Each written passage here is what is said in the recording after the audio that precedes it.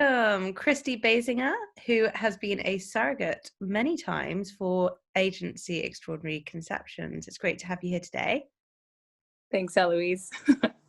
Got quite a few things to talk about, and it's a wonderful opportunity to ask you lots of questions that Fertility Help Hub readers have around surrogacy and having been a surrogate yourself and the experience. So the first thing that I wanted to ask you was, what made you become a surrogate many years ago?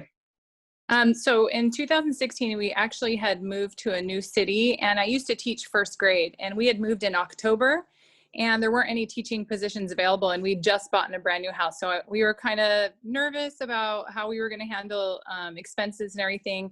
And if I'm being honest, I'm a praying woman. I'd gotten down on my knees to say a prayer. And I just asked Heavenly Father, if you could help guide me to find whatever job it is, or if it's a teaching job.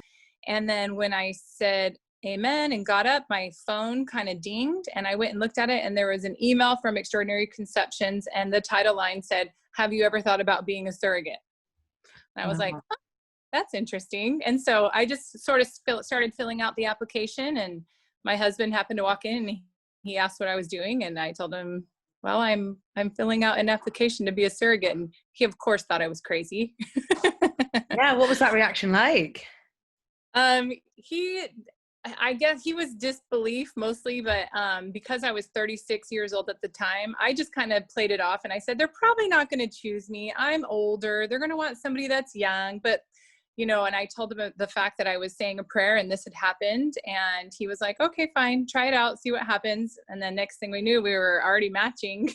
Gosh. So had you already had children yourself? I did. So, well, right now my kids are almost 21, 17, and almost 12. So at that time, though, our youngest was about 5 years old. She was in kindergarten. Mm-hmm. Okay. So what was, so sorry, you've just mentioned how many times. Who are the people that you've helped?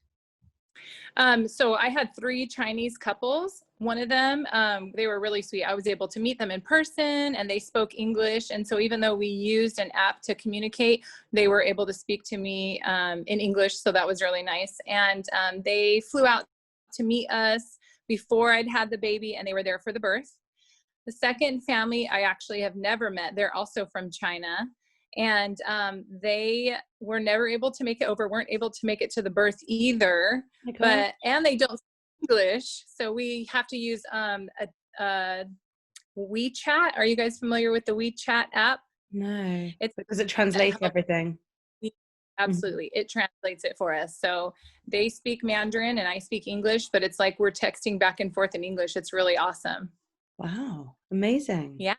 And so the second and the third baby were a sibling journey. So I had a daughter for them and then a son last year. Wow. Gosh, that's incredible.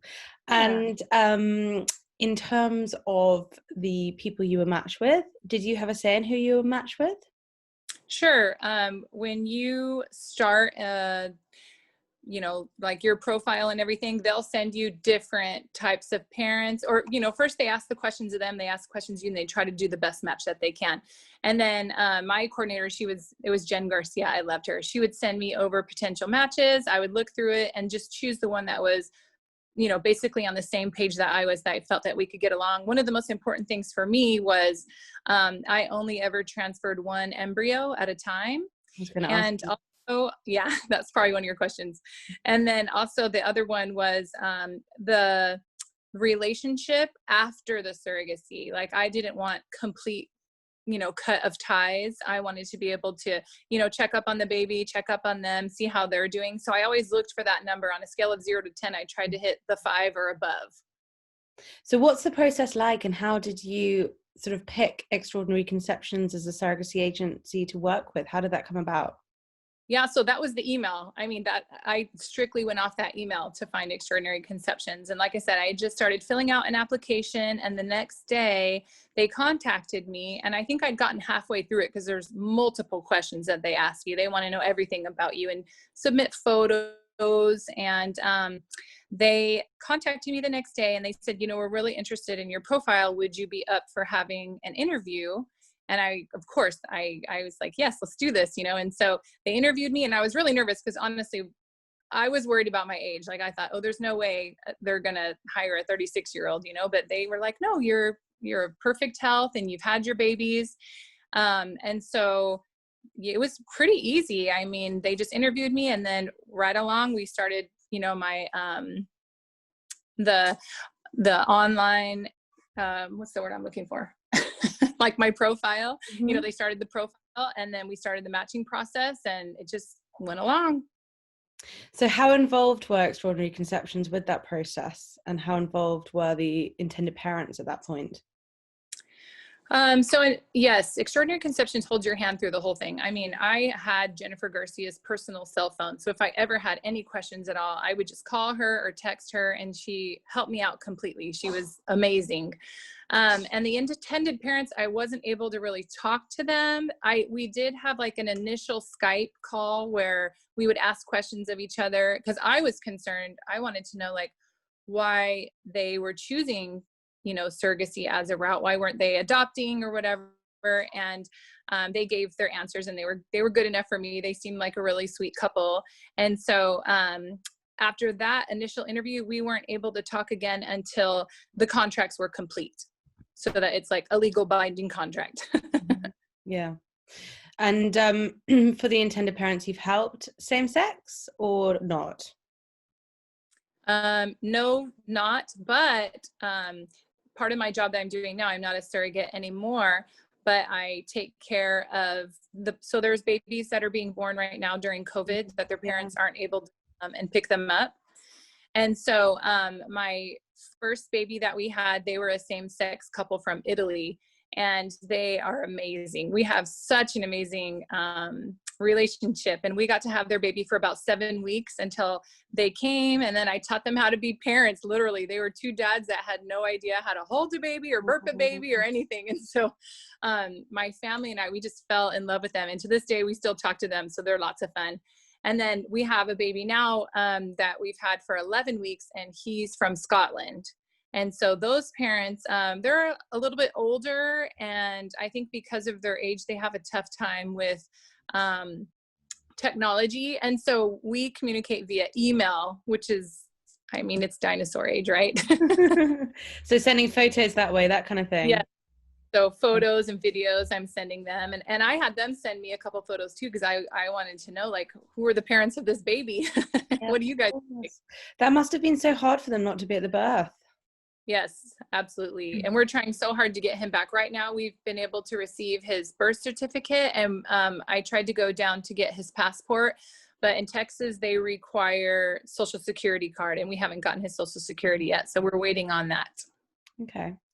And just going back to your experience of being a surrogate, so obviously there are different routes to parent depending on where you are in terms of altruistic or compensated. What are your thoughts and considerations around that? I've seen surrogates go both ways. In my personal opinion, it's very expensive to be pregnant, to go to appointments, the clothing, the food, like everything costs extra. So for me, I think Extraordinary Conceptions does an amazing job for compensating. Even, in 2016, when they offered me my first payment, it was more than I was making as a teacher. And so for me, it just made sense to be able to do it that way. And now, payments have gone up as the years have gone by.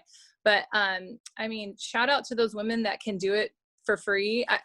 And honestly, years ago, I had thought about doing it for my sister because she was a type 1 diabetic, and she'd lost a baby when he was 4 months old. Yeah, my nephew passed away. Of course, for her, I had told her back then, Terry, if you can't have any more babies, I would more than happy be able to do it for you. And, you don't have to pay me. It'll be completely free. So of course, for family, yes, I would do it. But for a complete stranger, that's a little tricky.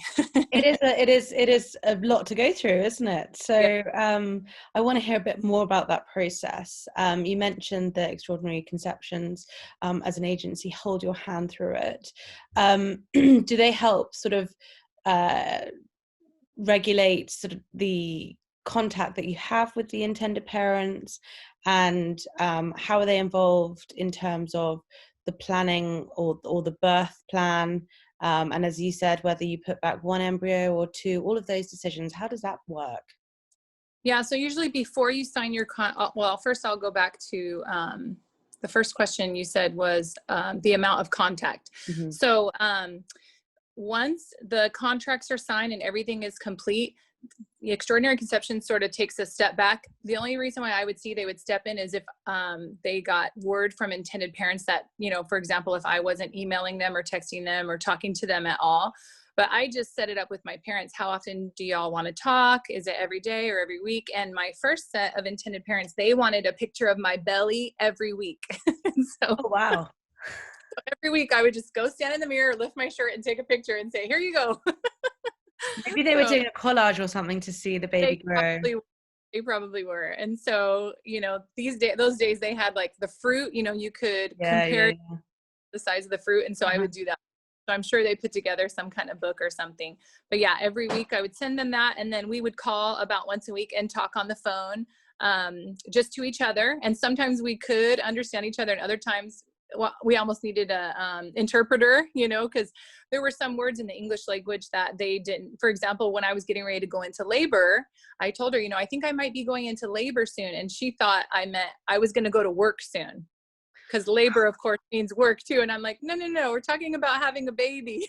Gosh, then that's the key milestone, isn't it? Yeah, absolutely. Wow. Yeah. And what about, and this is a question that's come from readers, and it's something that I've always wondered, how does it feel carrying someone else's baby, knowing that after the birth, you're going to be giving it to the intended parents? And there's a lot of people, I always tell people that surrogacy isn't for everyone because some women might get really attached. Fortunately for me, I had my 3 babies and we considered our family complete, so much so that after my last baby, I actually had my tubes tied. So even though my tubes are tied, I'm still able to be a surrogate, but I know that, you know, I'm not going to be able to get pregnant on my own. The only way I can get pregnant is if a doctor performs IVF and makes me pregnant. But I think because in my mindset, you know, I was 29 when I had my tubes tied, and here we're talking 7 years later, I became a surrogate. So I had 7 years to think, you know, in my mind that I was done having babies. Mm-hmm. So to be able to take surrogacy on as a job, that was how I thought of it, is that this is my job. My job is to grow this baby, protect this baby, and deliver this baby to these parents as their gift, you know? And so that's what I did. I just took as best care that I could. And it's also different when you're having your own baby, and let's say you're setting up your nursery, you're getting a crib and you're getting a high chair and you're getting blankets and clothes and everything. And none of that is happening when you're a surrogate because you're not planning on bringing the baby home. So in that sense, if you were doing that, of course it would be hard, you know, because I've even heard some cases where during COVID, the surrogates are bringing the baby home for a short amount of time. I could never have done that. I would have said, send a nanny, get the nanny to come to get the baby. I can't bring this baby home because I would get attached. So of course. Yeah. Even now we're nannying this baby. I didn't give birth to him, but we all love him. We're like, you can stay here. It's okay. You know, I'm not surprised. Gosh. And so tell us a bit more about the birth, the process around the birth, and your choices in terms of the birth plan, and what happens after the baby's born. Yeah. So extraordinary conceptions, as soon as you go into labor, you think going into labor, you have to let them know so that they can contact everyone and let, you know, all the paperwork's already at the hospital. Everyone knows approximately when you're going into labor. Once you get to the hospital, pretty much the birthing plan, you know, you've talked to your doctor beforehand about how you want to give birth or whatever. And I always did vaginal births. The very last one that I had, they were worried because he was such a big baby on screen. He was measuring between 9 and 10 pounds. And so I was worried with me being 40 years old at the time and 6 pregnancy, that things might not go right. And so I talked to my doctor about it, and I talked to Jen about it, and the intended parents were fine that we go ahead and do a C-section just so that there aren't complications, because I mean, and we're glad that we did, because he wound up being a 9-pound, 7-ounce baby. Wow. Gosh. Yeah. And then as soon as, what happened? So the intended parents were there for the birth? Not for the third, second. Yeah. Third. Okay. So what happened? Could you just explain a little bit about what happened when the parents were there and when they weren't there? Sure. Okay, so when the parents were there, they were there the entire time. And unfortunately, I wound up having a 33-hour labor. And so it was a long days and long nights. And they were there and they got to hold the baby, and because they asked me if I wanted to hold him first, and I said, no, you're mom, you hold the baby first, you know. And something that's interesting about the Chinese culture is that the husbands do not hold the baby until that baby is 3 months old. So I could not get the dad to hold his baby at all. It's like Why? he said because they're so fragile and he doesn't want to like break its neck or anything, because you know how babies' necks are real flimsy, and he just was worried that he might hurt his son. And I tried to assure him, I will make sure that you do not hurt your baby, and I'll teach you how to do it. And nope, it was their custom that he would not. So they hired a nanny, and even for the baby's first diaper change, they even though they had a 7-year-old daughter at home, they felt like they were out of practice with the baby. And so the nanny changed that baby's first diaper. I was really shocked at that. I thought, because, you know, Americans, we just hop right in. I'm sure you know. Yeah. Yeah. It's really interesting for me that they had a nanny there to, you know, help take care of this baby. And, you know, something else that's different with our culture is that when I have a baby, I always keep the baby in the room with me as much as possible. The parents were given a room across from me so that they could take care of the baby, and they did not choose to. They decided to go and get a good night's rest at a hotel. And I mean, I guess it had been 33 hours. We were also very tired. And I don't know if they just thought they would be too tired to take care of a baby. So the baby wound up going into the nursery to be taken care of. And the parents went to hotel, and I got my good night rest. So it was. What happens about milk and things like that after the birth? Yeah. So that first baby, they wanted to just feed him with formula. So the hospital has formula. We start him on formula and everything. Okay. So now I'm going to switch to the second family that I had. So they were not able to make it at all. They were having some trouble getting here in time. This is before COVID. So 2018, her husband had wound up getting sick. And so because of that, they did not want to fly here. And so the agency hired Hannah, who is an interpreter and also stepped in as sort of a nanny, to come and help and take care of that baby. And they stayed in my room with me. And the second set of parents did want their daughter to be fed breast milk. And so I brought the pump to the hospital, and I was trying to pump in the room. I couldn't get my milk to come down. So, and I wouldn't have done this with the first baby because it was my first time, but by the second time I knew I wouldn't have a problem, you know, like say giving up the baby. So I did nurse that baby just to help my milk come down. And it was fine. So we had to stay in the hospital for about 2 days, and I nursed that baby the entire time. And then what we did was when I got home, I would pump and my milk came in, and the baby went to California while they awaited documents so that she could fly home to China. And for 6 weeks, I just pumped and overnighted milk from Arizona to California. Wow, gosh. Yeah. And so how long would you sort of, for each of the children or babies, been there with them before they then left? A couple of days? Yeah, in the hospital, it's only just a few days. Okay. Yeah, only my. Was it hard to say goodbye, or was it something where you knew going into it that you'd want some sort of contact in the future, so it wasn't goodbye forever?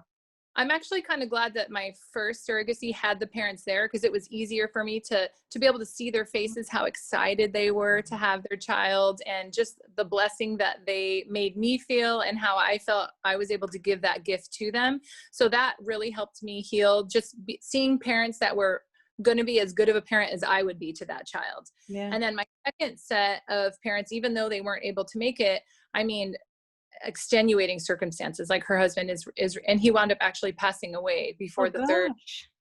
He had cancer. It was really such a sad situation. So my heart just goes out to that before the birth. Yes. Oh, that's so sad. Yeah. So he was able to meet his first daughter, but was not able to meet the son that I gave birth to in November last year. Yeah. So just a few days in the hospital, and I just made sure that I kind of had a chat with each baby and said, just make sure you're a good baby for your parents, and you'll always have a piece of my heart. And I just would, whisper sweet little things into their ear and hope that they're just going to be so good for their parents. Mm-hmm. Amazing, amazing. And throughout the process, so before you've talked a bit about, and during and afterwards, what was the hand holding like? Did you feel that you were supported by Extraordinary Conceptions and the intended parents? Or did you? Absolutely. Yeah. Of course, the parents we spoke, if not every day, it was at least once a week, sending pictures, photos, videos, all kinds of things.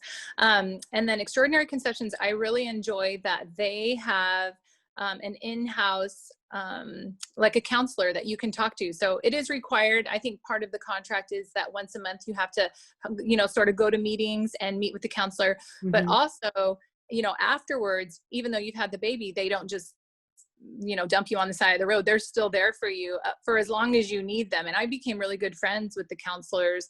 And anytime I ever needed anything, I just reached out to them. And you said, I said, I'm struggling or whatever. And luckily I didn't get any postpartum depression. But sometimes you'd get a little sad. And so I would just call them and talk to them, and they'd walk me through it and let me know that, of course, the emotions that I was feeling was natural. But luckily, remember how I told you in the beginning of the process, when the most important thing I had looked for was the line of communication after having a baby. I was lucky enough that each set of parents still kept in contact with me, sent me 1-year-old photos, 2-year-old photos, and just let me know that everything is going okay, and that they appreciate me and that they love me. And that helps, a surrogate heal. And so do you still keep in touch with them now? Absolutely. And what do your family feel about it? Your children and your husband? Yeah, they love this job. They used to help me out in the classroom, but they say this job is much funner. And especially now that we have newborn in our house, like they just are willing and able to help out. And, COVID was, of course, a sad time, like we're all stuck in our house and everything, but here we have a newborn baby to help distract us. Yeah, and you're doing amazing things. Helping Yes. people. I have a couple more questions for you, if that's Sure. okay, that have come through from readers who are either contemplating, would like to be intended parents, and maybe looking at surrogacy, and also for people who might be thinking about becoming a surrogate. What would your tips be on how to support as an intended parent? I think communication is key.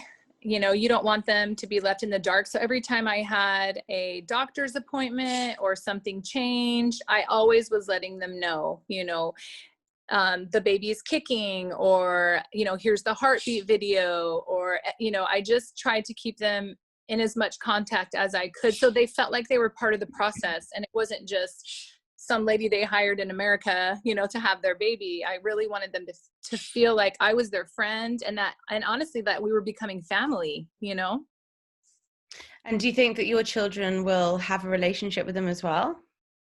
Oh yeah. The first family that we had, the dad was so cute. He would tell my kids, call me Uncle Jack. Oh. They came, we exchanged gifts and took them out to dinner. And so we got to know them personally. And they even actually brought my family to China for a 10-day tour. Wow. And we were so excited because we thought we were going to be able to see them. But unfortunately, they'd gotten sick at the time that we were on our tour. So we weren't able to go and see them. But they said, we'll come back another time, But yeah, we got to visit China. It was so much fun. So that sort of answers the question, doesn't it, around the relationship and continuing that, which obviously you've chosen to do, and that was important for you personally. Oh. I'm presuming the answer is no, because you've done it many times, but and also age being a factor. But being a surrogate again? Yeah, I cannot. The doctor, 6 pregnancies and 41 years old. I mean, if there wasn't a cutoff, or say I was 31, of course, I would probably do it 10 times if I could. But yep, I'm retired now. And honestly, the nanny job is so much fun. So there was rewards in both parts of it, being a surrogate and being a nanny. Both of them are fabulous. I'm just glad that Extraordinary Conceptions loves me enough that they want to keep me around to help out with these kids that are stuck, that aren't able to go home, due to COVID right now. Amazing.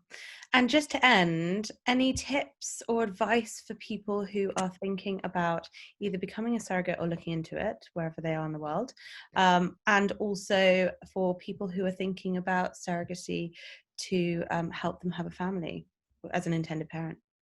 So from the surrogacy side of it, I would say just make sure that you're yourself.